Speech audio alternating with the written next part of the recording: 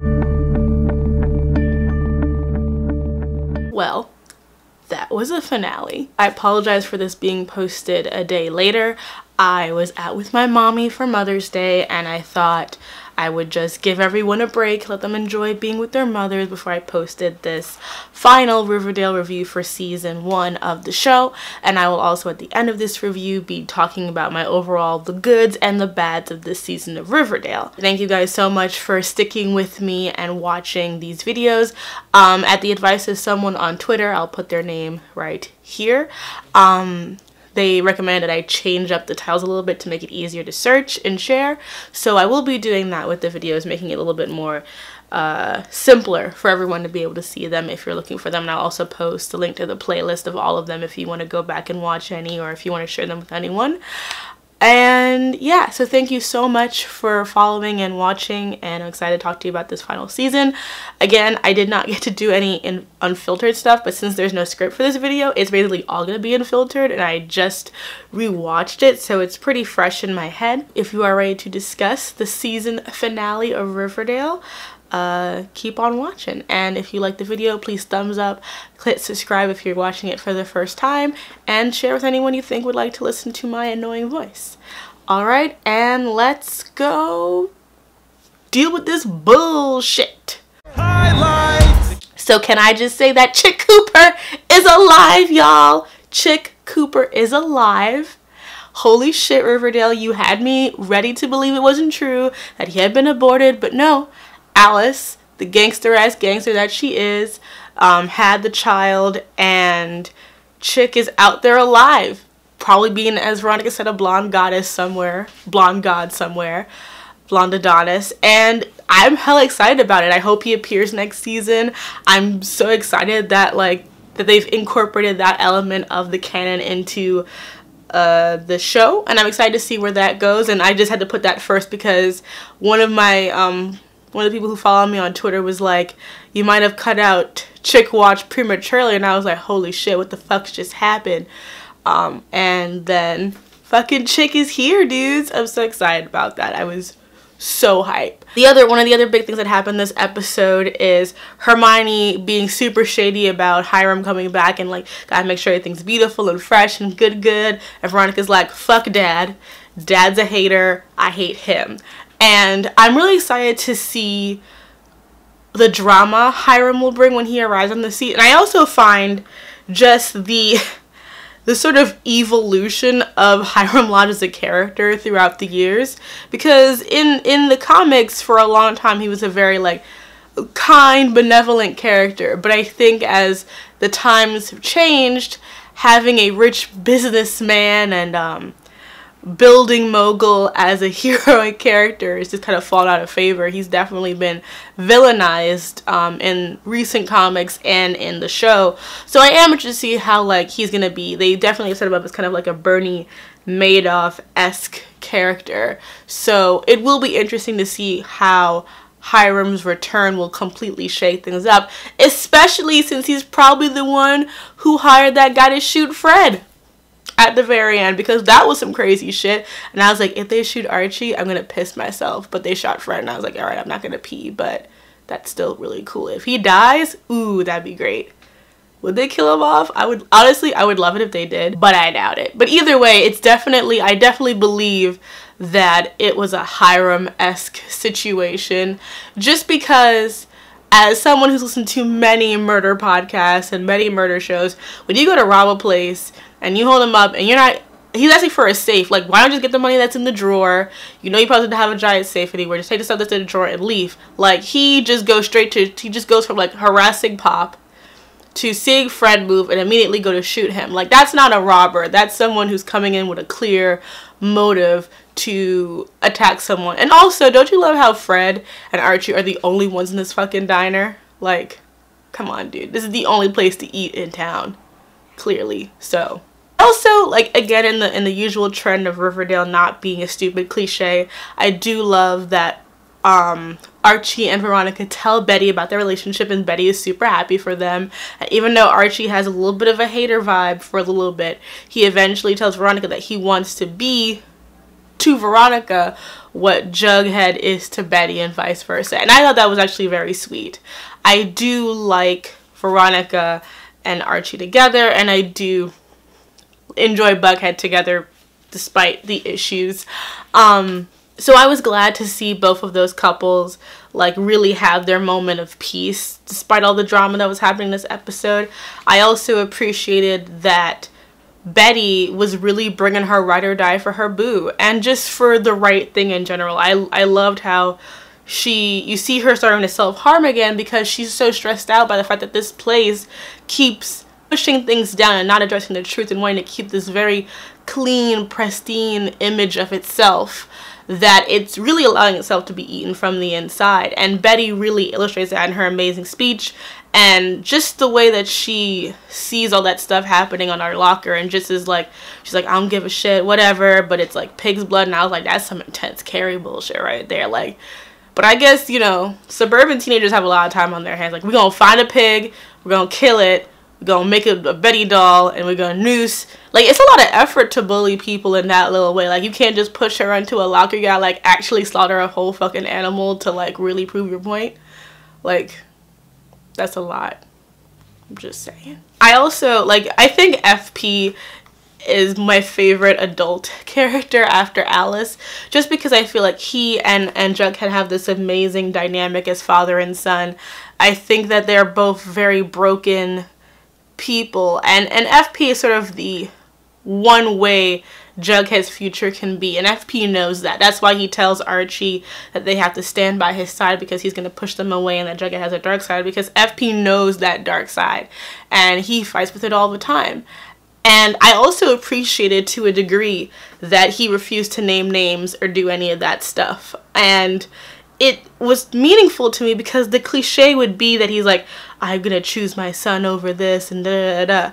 But he chose his clan, his people, his gang, because one, they didn't do anything.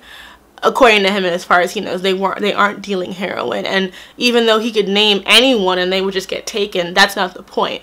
The point is that they're a small-time gang that does a little bit of damage for pay and deals weed. And he's not going to send them to jail for heroin just to get out of it. And I think that that's a very, like, criminal, honorable thing to do, which is, you know, a corny cliche. But I enjoyed it because I feel like it's something that Jughead would also do. I think that Jughead also has his father's code, and even though he knows it's an inconvenience and it's going to put a burden on himself, I think he respects it in a certain way, and I think he would do the exact same thing. I also sort of liked that Jughead was willing to go to the foster family, and he was willing to switch schools. I loved when Cheryl was like, you'll be in S-t-shirts for life, because that's such a thing from the comics too. But I do like that he just goes. He just goes and he deals with it, because he's like, I don't fit in here. I don't make sense here. I was only really here because this is where my father was. Like, maybe this is his purpose. And I think Jughead's role as the outsider has been here for most of the narrative. And while I think that there are pros and cons to that, and I think that the pro is that you have this really interesting narrative voice in Jughead as someone who's watching things from the outside. But it's also, you know, a corny cliche because, like, yeah, it's a hot white dude who's poor, you know, homeless, and that's not given emphasis, not his homelessness or his poverty, but his antisocial attitude, and not the things that actually create it. And so it makes this interesting sort of like play with his character, that he is kind of like a cliche whiny boy, you know, Holden Caulfield type, but he has sort of the love and camaraderie that means that he isn't that person. Like, you have a hot girlfriend, you have awesome friends that want to take care of you and protect you. Like, you're not an outsider. You just want to believe you are, because that's a comfortable image of yourself that you need in a way to maintain your sort of own sense of identity. And I think that's what makes Jughead a frustrating but interesting character, because he wants to believe he is this one thing, but everyone else knows that's not true, and he just can't see that in himself. And I think that the thing as well is that when you see him at the Southside School, you think he's being a bully, but the next thing you know, the scene switches and it's like, no, he's hanging out with these guys, he's just living his life. Like, he has the ability to blend in, to be, you know, seen and to be part of a group. He just needs to choose to want that for himself. Also loved everything that was related to Cheryl this episode. I know, right? I've been so hard on Cheryl, but like she put her whole hair into this episode, and her hair is beautiful, we know this. But I loved just like everything about her story, how she was giving her stuff away, which is how I knew that she was suicidal, because she was giving away all her shit. She just was like, you know, clearly distinguishing herself from just everything. And then when they go to find her and they're running after her, and Veronica looked amazing in that coat combination, by the way. Great costuming design there. She looked amazing, even though you know her ass is freezing. But Veronica Lott doesn't care, because if she looks lit, it doesn't matter if she's cold. The fierceness will protect her. But yeah, I loved seeing Archie just pounding through that glass. And I think it was his speech to his father in this episode about how he feels like he's been showing up but it's not helping. I think that's where his like frustration came from and why he had to save Cheryl, because it's true, like we have said this before, Archie is not a great well-written character in the sense that he doesn't contribute much. He is more a link, a centerpiece, than he is an actual, you know, well-rounded character. And I think he somehow meta knows that, and he needs to prove himself. He needs to prove that he exists to do something and to just be there. And by saving Cheryl, he proves that he has a purpose, that he can do things, that he can affect change, even though he is mediocre. But when he was busting through that ice with his bare hands and he was bleeding, I was like, damn, Archie, yes, get that girl out that water. And when she got taken by the thing, I was like, listen, girl, her ass is gonna be like fuck. They did not take her to a hospital though, and I was like, girl, she got hypothermia. She has hypothermia, and you took her to your fireplace? Veronica, girl, are you on drugs? Like, what's wrong with you guys? I know that you skip school, but like I think that you'll be okay for doing that if you like save this person's life. Just say it. But then Cheryl goes and she decides to get her whole Bertha on and burn Thornhill. And I was like, yes, Bertha, destroy it all. Burn everything.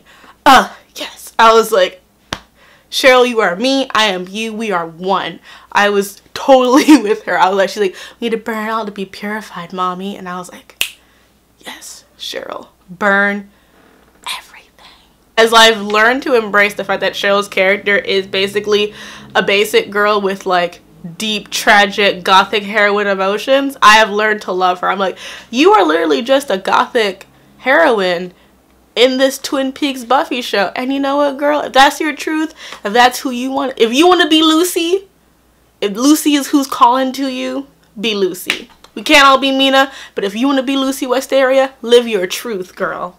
Live your truth. And so I was just enjoying how this whole episode wrapped up together. I know some people didn't like the finale, and I'm pretty sure it's because of the Fred cliffhanger, because we all know he's probably gonna survive. And I think it was just more like set up, and it didn't really have like, you know, I don't really know. I tend not to really research what other people are thinking about an episode before I review it, because I want my opinion to be my own. And if I'm wrong, I'd like to hear what other people have to say. Like, if you didn't like the finale, what did you think was wrong with it, and what do you think was missing? And I do know that I have been sort of lenient on Riverdale, but that's why I decided to write down, and I'm going to do this now, talk about the things I think were really good about the show, and the things I think were bad about the show, to kind of give a broader view of what I think of Riverdale as a whole. Okay, so what are the things that I found were good about Riverdale? So number one would definitely be that I think that it's a show with a lot of really good female characters. I think that they did a really good job of making sure that all the women seemed different, that they had their own personalities, their own drama, their own conflicts. There were no two female characters that served the same tertiary function. And I appreciate that about it, because so many CW shows only have one or two females in their entire cast, and they kind of get troubleshooted into just being one or the other. There's either the smart girl or who doesn't fight, or the action girl that does fight, or the love interest. It's just very blah. And it's great to have a show where the majority of the interesting characters are the women compared to the male characters. So I thought that was very refreshing for the show to actually have really strong, dynamic female characters in it. And that they're all humans. flawed, imperfect humans, and that was really good to see, especially on the CW because they're trash. Despite the problems with it, which I'll get to in the bad section, I do appreciate that they really wanted to have a diverse cast, and that even with the departure of the original Reggie, the person they got to replace him is also an Asian man. It doesn't seem like it's, you know, for any sort of propping, or it doesn't seem like they're trying to do it for any sort of like specific diversity points. They're doing it because they genuinely wanted to upgrade the show into a more modern reflection of what they want the town to represent. Riverdale is supposed to be a town where anyone can come, I said, and live a good life, at least in the comic books. And by adapting a show like that that's had so many years of being a very white product, it is important to recognize that to make this show stand for today, it has to have a diverse cast. And I especially appreciate that Veronica, being, like, in this case, a mixed race Latina woman, that her Latina mother got to be the parent that we see her through and to see her bond with. Because as I mentioned before, so often when you have a mixed race character, their minority or ethnic parent is absent, and it's their white parent that we're really seeing them live their lives through and with. So I thought it was just really refreshing to see Riverdale take that turn instead of the usual way it's done. I also love that it avoided using a lot of CW cliches. There were no really overwrought love triangles, especially worried about that with the whole, they were talking about like, we want Betty and Veronica to be friends. It's like, do you really mean that? And they seem to in at least this first season, and I'm very happy about that. They also allowed the parents to have equally as interesting storylines as the children, which if anyone who's watched Gossip Girl or 90210 knows that's often not the case. I enjoyed that they didn't have huge secret keeping episodes that were like, how could you keep this from me? Like, the only thing that happened with was Jughead, and that was very quickly resolved, rightfully so. So I appreciate that they know when a conflict should be episodic and when it should be an arc, because there's nothing more frustrating than watching a stupid issue that should be one episode long last for several episodes, or when you make an arc last too long that the episodes don't really have an interesting flow to it. It just seems to really work towards the main goal and not have any sort of internal structure for that specific episode. So I really enjoyed that about the show. And as someone who is a fan of just the Archie comic series and has been one for such a very long time, I do think that overall they did a really good job of transferring the essence of the characters from their comic counterparts to the television show. I think that the majority of the characters really fit their comic book counterparts in one way or another, either in being a great evolution of that character or being a good transfer of that character. And I also feel like the show really understood how to pay homage to things from the comics, but also knowing to leave it out in order to make it not as clustered, or to give it something more to do in the next season. The Katie Keene reference, the chick references for the Coopers, just all those little things that I think were really fun as a fan to see. Those were really excellent, and I was really glad to see that the show obviously cares about the comics as well as knows when to upgrade it. So that was a really great thing for me. Now let's get to the bad. The number one thing that I think, all three of these things are big things that bother me, but I think Kevin and the LGBT bus are the thing that I think are the things that, in my opinion, hurt Riverdale the most.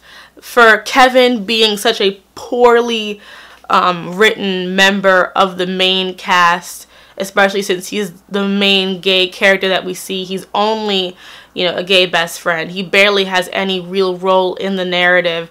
That was super disappointing. The fact that Moose is bisexual and less strong than he is in the comics is maybe one is not the result of the other, but it feels that way, because in the comics Moose is like this alpha male, super strong, no one can fuck with character, and like the first thing we see are people fucking with him, and it's like, oh, because he's gay now, and it's like, that's not a very encouraging thing to put out for a bisexual male character. And then of course the asexual whitewashing of Jughead Jones, which I will discuss in a longer form video. But I think the essence of the issue with Jughead is whether or not his long character history has made him asexual. The point is that this adaptation knew coming in that that was a version of Jughead that people really wanted and needed and gravitated towards. And by not expressly saying that they weren't going to do that at the very beginning and getting people's hopes up was just not the right move. And the reality is that we lose more from Jughead being ace than we gain from him being with Betty. The other major issue is that you may have this diverse cast of characters, but most of them don't get to do anything. I mean, the Pussycats are basically non-existent to the main plot line. And I know this was because the actress had other obligations, but then they just decided that it would make the lightest Pussycat, Valerie, be the main love interest, the main one to get storylines out of all of them, and that's just not a good look. It doesn't really look good to have your entire cast of black Pussycats and the one who gets to be the love interest and have a major sort of like overarching more than one episode storyline is the lightest, brightest of the bunch.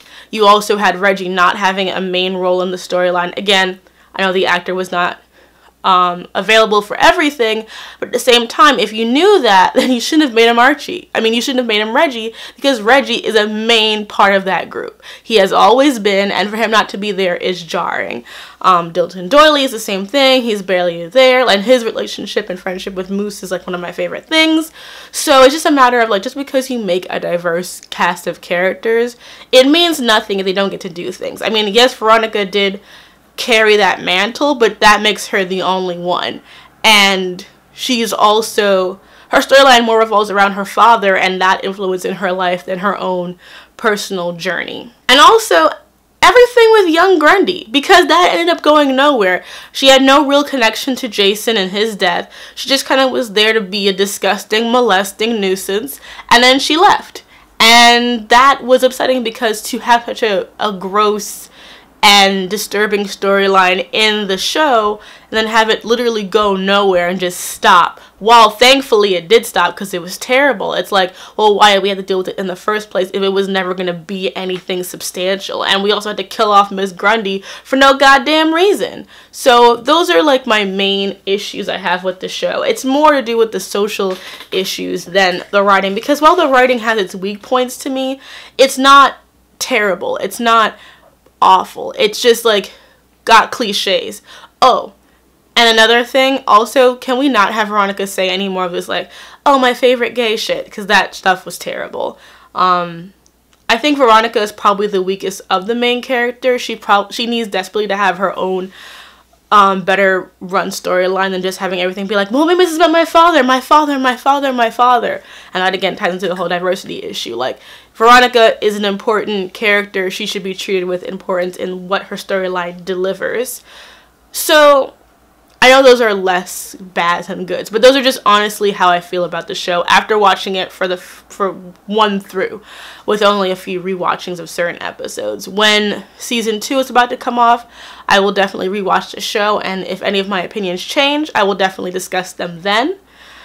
Because it's the end of this season, there will not be a Riverdale review out next week, obviously. However, what I will be putting out is my Jughead asexuality video. I think that this is a video I wanted to make after the season was done, just so I could have everything, you know, all my T's crossed and dots, I's, and all that garbage. Because I wanted to make sure that it was done in a understanding, caring way. And I gotta tell you, when it looked like Betty and Jughead were gonna fuck, and I'm not saying sex, they were gonna fuck. And I was like, I cannot deal with this. Please make sure they stop. Because I was just like, I can't see them have sex. I can't see Jughead fuck Betty. I can't do this right now. Archie and Veronica, whatever. But I can't do this. And thankfully the serpents came and stopped them. And then Jughead puts on his jacket dramatically as if he's never worn a piece of clothing before. And I'm just like, and Juggy? I was like, guys, this is unnecessary conflict. I'm looking forward to season 2, and I would love to know what your feelings are on this season of Riverdale. What do you think were the good things, the bad things about it, and did you like the finale? Again, thank you guys so much for watching, and I will see you soon.